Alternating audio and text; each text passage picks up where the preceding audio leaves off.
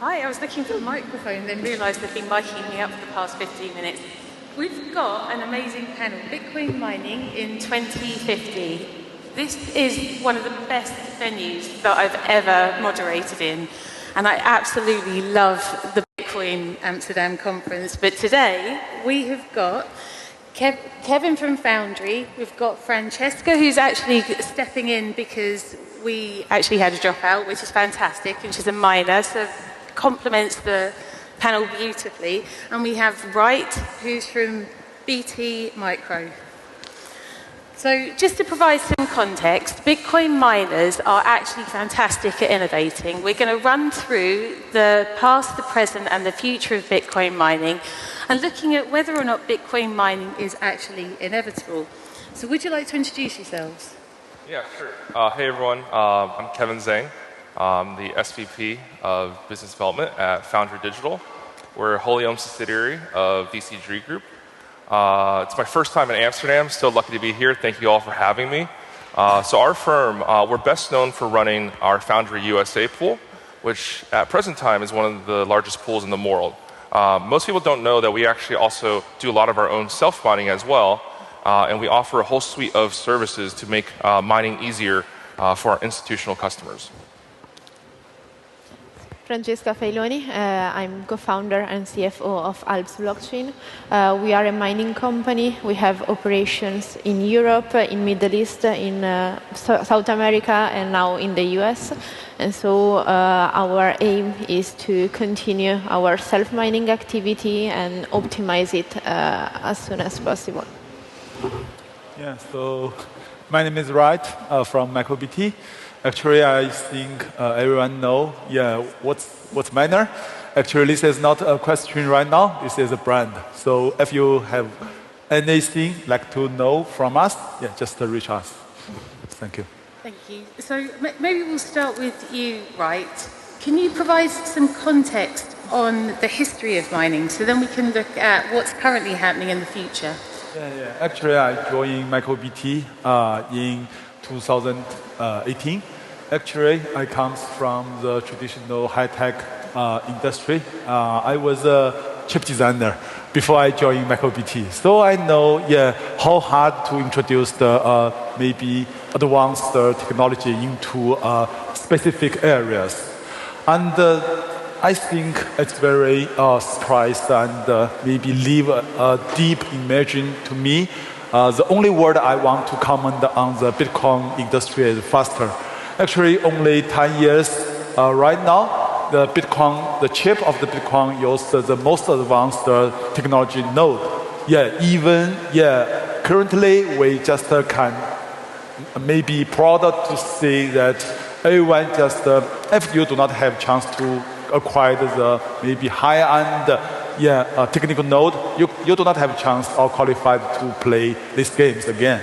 And by the way, also, we just help the social and help anyone to just adopt such kind of renewable energy, and also maybe solve the problems for the such kind of power consumption and ESG.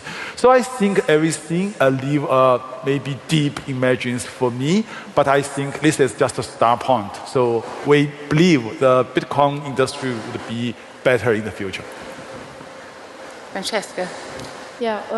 I come to this sector in 2018, so I'm seeing several years of history of mining, and what I saw is like the efficiency of the miners is changing a lot, and it is making this world more industrial than it was when we started. So we started and there were self-miners from home, and right now it's kind of in because the energy sector, the hardware and everything has changed a lot. And I think it's also good because we are seeing people that are making professional mining, industrial mining, an important activity and an important economic activity. And also we are seeing mining as something important to develop. We are seeing a lot of listed company. We are seeing mining as a partner for energy infrastructure, and this is really important right now because we are speaking about energy transition, and mining can be really a good synergy with that.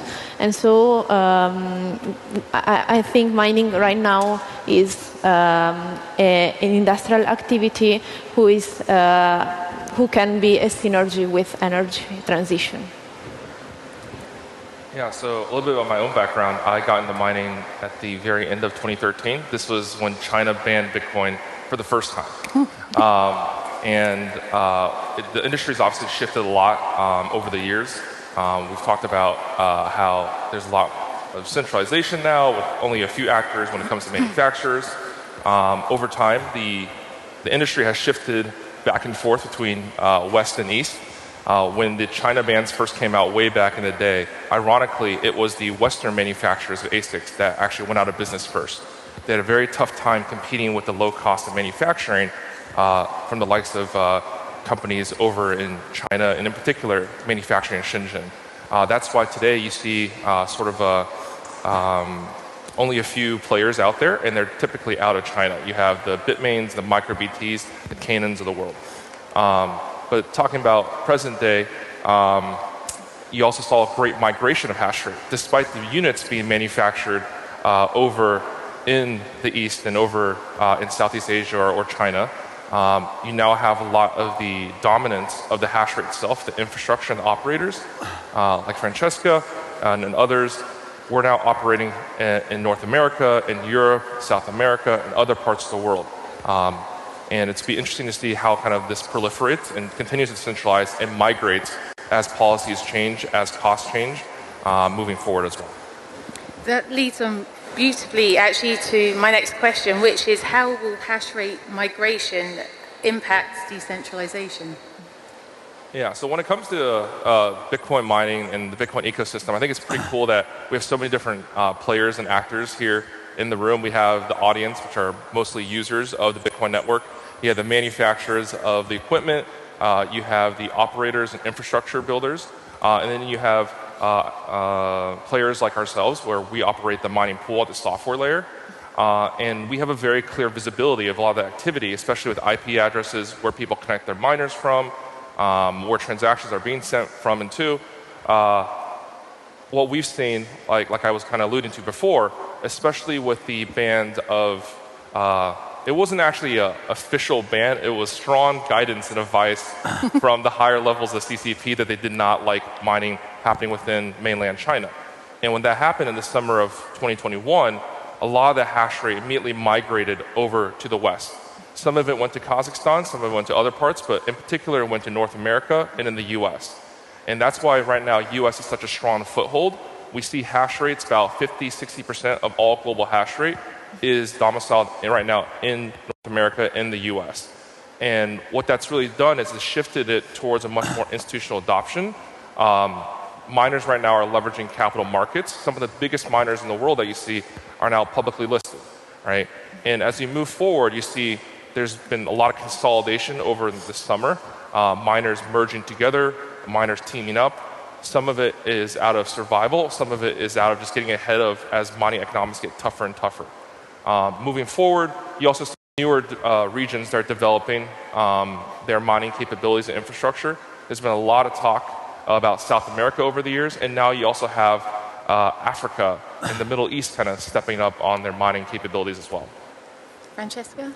What I'm seeing is that with this process of making mining more industrial, it happens that there are less companies doing the mining activity in a professional way. And for this reason, there is less decentralization in the mining activity. But what is happening is also that energy is the key for the mining activity, and so these big mining companies are searching energy all over the world, and so we are having a decentralization of energy sources and mining farm in this way, because we are creating infrastructure all over the world because of energy sources and because of of specific projects that can be found to make mining really a synergy with energy transition and energy sources. And for this reason, what I'm seeing is that the big mining companies are creating mining farms they started from US, but now there is Africa, there is the Middle East, there is the South America, who is developing a lot the mining activity because of certain conditions we can find in these specific countries. And so we are having decentralization in a different way than before, but we are having it. Brilliant. Yeah, I also agree. Decentralized is much important and healthy for the Bitcoin network. So technically, I think it's much easier for manufacturers just to set up mining systems.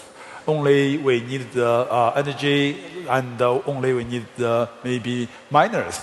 But the reason is how we can just maybe achieve the decentralized from the technical side.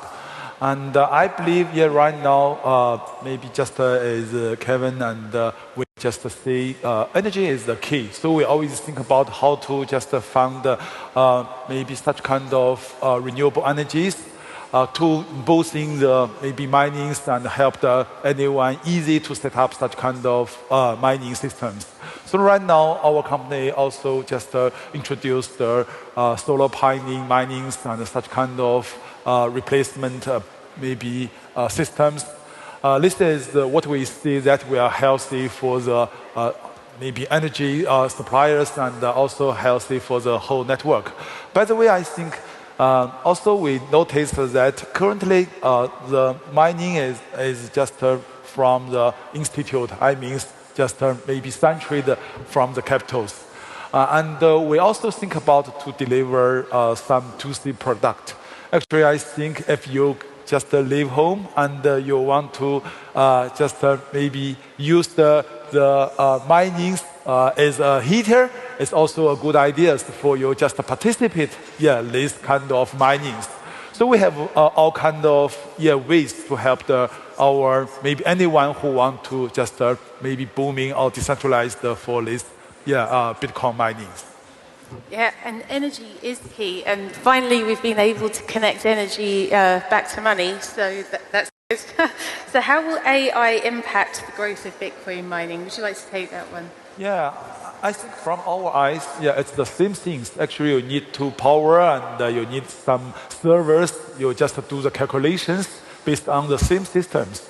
So right now, we believe, maybe some big giant, I think, also noticed that even you want to just adopt AI applications, the performance of the overloading is diversity. So it means you need some other applications as a complementary, maybe solutions for you to maintenance the power consumptions and make the whole systems healthy. So right now, I think the AI maybe is also a good, maybe a technology support the Bitcoin minings together. We will see in the future such kind of mixed facilities would be happened faster in the future. Yeah. Perfect. So looking at this industry, we can see that many mining companies are starting working also in the AI sector. And probably is that because it's a kind of good synergy and good diversification. So both these activities require energy sources, and AI has more capex per megawatt, and so mining can be a good way to have good energy because you have good volumes on energy, and so you can have good contracts with the energy and then use these good contracts to develop AI data centers. Anyway, we have to consider that it's a completely different business, and so the know-how you need to know to develop an AI data center is different than a mining farm. But I think they can be a good synergy, and also we see from the hardware sector, I think they can agree. Yesterday we saw Bitmain speaking about the Anthrax and the new miners made for the AI racks. So we are thinking about developing a data center that can be both for mining and AI, and hardware companies are making hardware for that. So I think there is a transition to AI data center with Bitcoin mining, and this can be a good synergy for the future. Also, AI can be a good way to optimize our data center because we can use AI for the curves of production. We can use AI for the energy grid to try to make provisions on how it's going and make mining according to that. So it can be good for curtailment for the grid and also to optimize mining operation from a software perspective. Yeah, so I recently learned a new term. It's called mullet mining. It's AI in the front and Bitcoin mining in the back. So especially with all these institutional investors, I think they like touting whatever is the new hottest narrative because they have public shareholders and they have a board to answer to. But jokes aside, I think what's really unique about Bitcoin miners is as much as a Bitcoiner myself, as much as I would love Bitcoin miners to be Bitcoiner or Bitcoin maximalists first, miners are actually profit maximalists first. And I think that's actually very much in the ethos of Bitcoin, which is you're backing everything by economic incentives. And what I'm getting at with that is miners will always go for wherever there's revenue and profitability. And I think looking in the future, one of the ways that Bitcoin mining will integrate with other business lines is finding dual revenue streams, whether it's with sharing the power they use for AI. One of the issues with AI, if you can even convert your site over into AI, it uses a lot more bandwidth, right? You need also a lot of connectivity. But oftentimes you don't have hyperscalers that are using your facility all the time. So you have to use that power for something else. So no different than grid response, curtailment, or if you're doing heat recapture, miners have to figure out other ways to find income, especially when you're in a very tough bear cycle. Even though Bitcoin price is kind of near all-time highs, things are pretty frothy as far as dollars per Bitcoin. It's actually very rough for a Bitcoin miner out there. We just experienced the halving earlier this year, this past April. And mining revenue, if you look at it very crudely, essentially we're making 50% less revenue immediately after halving.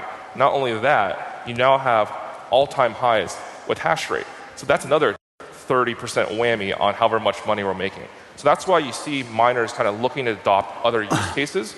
And as far as we talked about before about like bigger sites and smaller sites, you may have the mega sites that also scale into HPC and institutional data centers. But you also have possibly some use cases with microgrids where you're doing 5 to 10 megawatt or even 1 megawatt deployments where you're using hydro miners and recapturing that heat and either saving money on your energy costs or getting paid to generate heat. So I think that's also something interesting to look at moving forward too. Yeah, so profit maximization, absolutely. Yeah. So with that in mind, and with Bitcoin mining in 2050, what kind of strategies and innovations are Bitcoin miners going to have to adopt to stay relevant, right? Yeah, let's just think about the history. We just start very faster, and we may also just think about that what will happen in the futures. I believe, the innovation would be the key to drive the list, maybe industries. Actually, if you cannot just bring the values to the investors, to the participants, you will lose the maybe naturally. So I think right now, just as maybe let's look back to the development of the chips. When our founder, Dr. Yang, introduced the full custom design methodology into this industry, we almost just maybe meet the more laws. Even we does not adopt the advanced technology. So in the futures, I think the things should be the same. We may just try to develop new technology, and also we may just focus on how to bring values to the whole socials. Yeah. Perfect. Francesca? I think we can learn a lot of this post-halving period because it's like the tough period for the mining activities. And so the mining companies that are kind of profitable right now are doing right. And what we are seeing is that miners' efficiency is the key right now. And we are seeing a lot of hydro data center to try to raise the efficiency. That's also what we are doing. And it's really a good key to be efficient and profitable also in these periods. For sure, energy and scale with energy is really important because it allows to optimize the operation in the data center.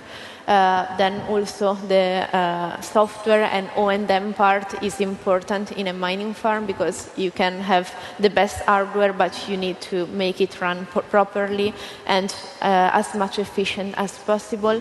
And so I think that to make a successful mining operation, there are many factors that can make it work also for years. And so if I think about mining in 2050, for sure, what we have to do right now is create properly operation with a good basis, and then try to optimize them in the future, and try to diversify them also with other things, like we are speaking about AI, we are speaking about reuse of head, we are speaking about curtailment. So these are ways to try to also enhance the revenues of the mining farm. Amazing. Yeah, so I'll take a step back and just give some key points from how I'm seeing each of the different actors and players in the space strategizing today to survive, but also moving forward. So everyone already talked about AI and alluded to how manufacturers now are designing U3 form factor, which is the same as AI data centers and traditional center racking for Bitcoin miners. I think that's one way the manufacturers are integrating with strategy moving forward. From the operators, we talked about how they're finding dual revenue streams. Once they found that low, cheap cost, the other way to profit maximize is increase revenue, right? So whether it's AI, whether it's heat recapture, whether it's curtailment to turn off when power is very expensive on the grid, those are ways to increase your revenue as well. And on the software side, on the pools, it's a really brutal business. Our fees are very, very low. Generally, they're average way below 1%. So ways we're trying to stay relevant and competitive is we're looking at some of these new projects that are coming out. I think it's one thing that's unanswered with Bitcoin mining moving forward is the block subsidy, right? Where are the rewards going to come from? As there's continue to be more and more halvings, will the initial block rewards be enough? If not, should we boost transaction fees? Should there be more activity happening on chain? If not on chain, is this other activity that's happening off chain, or is it merge mining? All these things that can be brought back into Bitcoin. And whether you support these projects or not, if there's a market for these coins, we'll merge mine, we'll sell these coins and redistribute it back to the customers, etc. So there's all these different ways to figure out how to increase your profit once again. So this whole discussion is about Bitcoin mining in 2050. So we're making a really big assumption that Bitcoin's going to be here in 2050. So the final question I would like to ask is Bitcoin inevitable? Right. Is Bitcoin inevitable? Sorry? Inevitable. Huh? Inevitable. Oh, okay. Yeah. I think maybe, right now just I see maybe Bitcoin just bring values for the socials. Yeah, so it's not a question for anyone just maybe support Bitcoins. Yeah, definitely in the futures, if we still just maybe can support, maybe the social get better and get benefit from the innovations. It's much maybe healthy for the whole industries, and also maybe for the maybe investor and participants. So I believe in the futures it's no problems to say that the Bitcoin would still maybe the leading and maybe contribute its values to leading some technology improvement at the end. That's a yes. Yes. Yes, Bitcoin is inevitable. If it wasn't, we wouldn't be here, I think. So for sure, I see a good future for Bitcoin. I think it will depend by mass adoption, and these events and this conference are for sure a good way to start. It will depend on regulation. It will depend on big corporation, what they will be doing with that.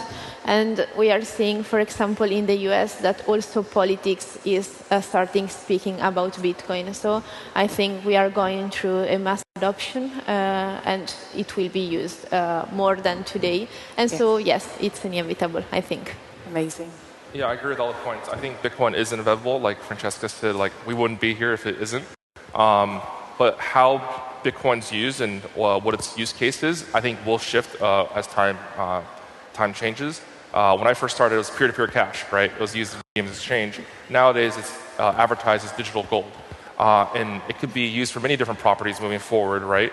But I think one thing we shouldn't take for granted is if people stop working on Bitcoin, if we don't continue with the mass adoption, it's not just going to thrive on its own. So it does require a lot of work. It does require a lot of innovation to kind of move the space forward as well. Yes, absolutely. Let's come to the end of our panel. Can I have a round of applause for Wright, Francesca, and Kevin, please? Thank you. Welcome back, everybody. We are here at the Bitcoin Magazine news desk at Bitcoin Amsterdam. I am joined by Alan Helm, Head of Product at Bitcoin for Corporations and host of The Culture Bit, as well as Matt Crosby, Lead Analyst for Bitcoin Magazine Pro, and I am Frank Corva, the Business and Political Correspondent for Bitcoin Magazine. I want to kick it over to you, Matt. So please first tell us a little bit about what you do over at Bitcoin Magazine Pro, what Bitcoin Magazine Pro is, and what sort of data we can find on mining at Bitcoin Magazine Pro. Yeah, great. So first of all, thanks for having me. I'm the lead analyst at Bitcoin Magazine Pro, and we're the data and analytics branch of Bitcoin Magazine. So providing lots of charts around mining, about the hash price, the hash rate, the volatility in that, and just general miner earnings. So we can kind of get an insight into the miner perspective, not just short term, but how they're feeling long term as well. Yeah, we were talking about this a little bit before. We've been seeing Bitcoin Magazine Pro charts pop up a lot, right? We've been seeing some bigger names in the space posting them out. Any comments on that? You know, it's really interesting to see, you know, in this era of proof of work, right? That's where Bitcoin is like known for. All these companies are needing data-driven market intelligence insights that, you know, give them that leg up on being the most competitive they can be. And I've seen Bitcoin Magazine Pro just really, honestly, in the last like 6 months since, you know, having the refresh really start being adopted by these companies. It's just really cool to see. Yeah, 100%. So how is that happening? What sort of magic are you doing behind the scenes to get the Michael Saylors of the world and the El Salvadors of the world sharing Bitcoin Magazine Pro analysis? Well, I think a lot of it is people have come to realize that just relying on instinct and emotion maybe doesn't work as well in Bitcoin. Yeah. And especially if we can provide the data of Bitcoin in a very clear and visual way and just simplify a lot of people's analysis and cut through the noise. Not only does it simplify the process, but it actually outperforms a lot of the traditional means in traditional finance, such as fundamental and technical analysis. Amazing. And so is it for the everyday person? Is this for the everyday person who's maybe looking to get a little bit better, more of an edge on maybe the best sort of entry price for Bitcoin or something like that? Yeah, of course. So it depends on your approach to the market, whether you're a dollar cost averager, an active trader, a business even.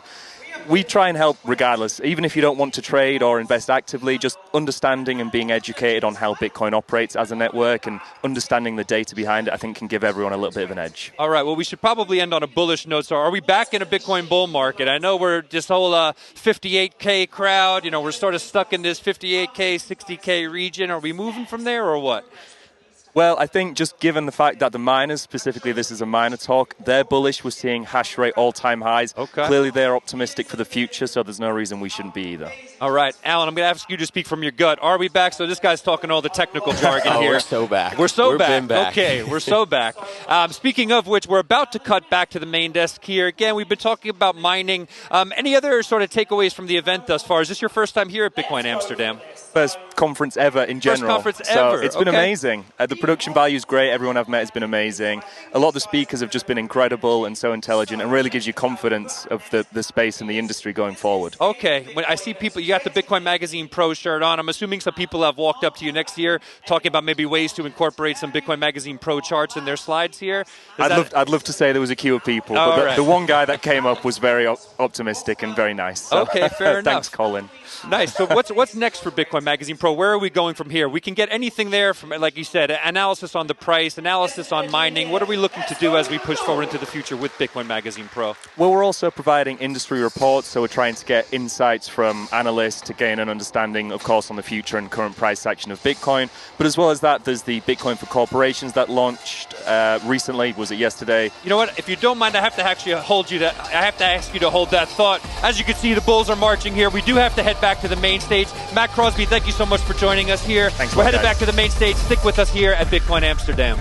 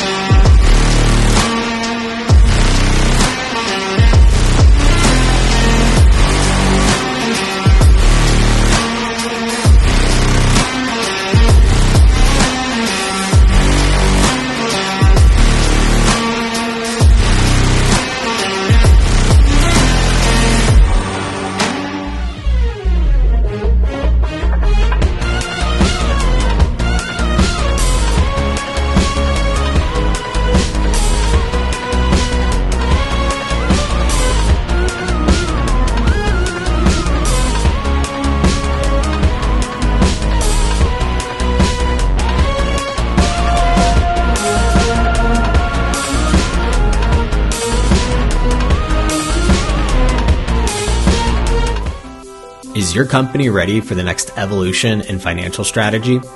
Bitcoin for Corporations is your partner in securing the future of your business. With exclusive membership benefits, our comprehensive masterclass, and a network of trusted service providers, we provide the insights and resources to help you incorporate Bitcoin into your financial strategy, ensuring stability and long-term value.